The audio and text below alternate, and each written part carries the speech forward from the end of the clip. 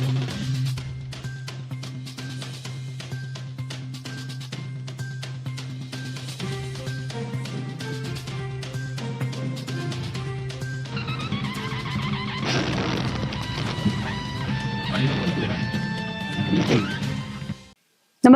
आपण पाहता हिरकणी न्यूज.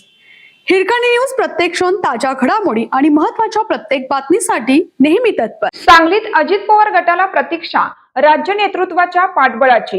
जयंत पाटलांनी संपर्क वाढवला. राष्ट्रवादी काँग्रेसचे नेते व दिवंगत उपमुख्यमंत्री अजित पवार यांच्या पक्षात पक्षाची राज्यस्तरावरील घडी अद्याप बसलेली नाही. त्याचे प्रत्यक्ष अप्रत्यक्ष पडसाद जिल्हा स्तरापर्यंत कायम आहेत.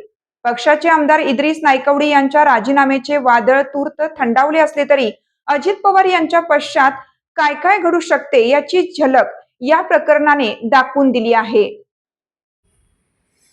पक्षाचे नेते जिल्हा स्तरावर पक्ष संघटनांच्या मजबूतीसाठी राज्याकडून ताकदीच्या प्रतीक्षेत आहेत. वरिष्ठ नेत्यांनी जिल्हा दौरे करून कार्यकर्त्यांचा आत्मविश्वास वाढावा या अपेक्षित आहेत. पण वरिष्ठ स्तरावरच राजकीय मतभेद सुरू असल्याने जिल्ह्याकडे कोण लक्ष देणार हा प्रश्न आहे.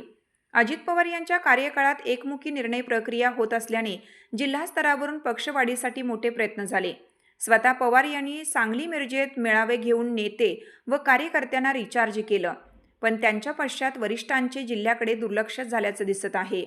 किंबहुना जिल्हा नेत्यांची ताकद काढून घेण्याचेच प्रयत्न झाले आहेत.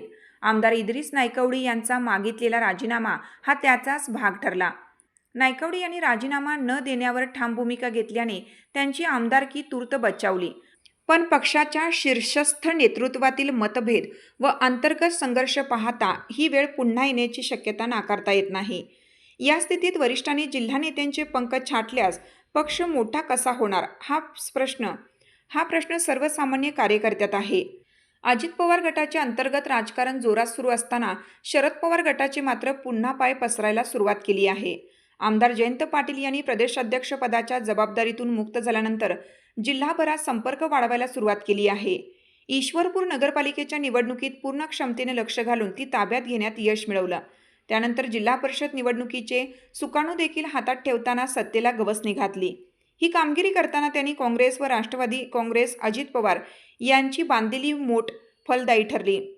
खासदार विशाल पाटील, आमदार डॉक्टर विश्वजित कदम, सुहास बाबर यांच्यासह माजी आमदार विलासराव जगताप, अजितराव घोरपडे, राजेंद्रांना देशमुख, माजी खासदार संजय पाटील आदींच्या माध्यमातून पक्षाला ताकद मिळवून दिली आहे.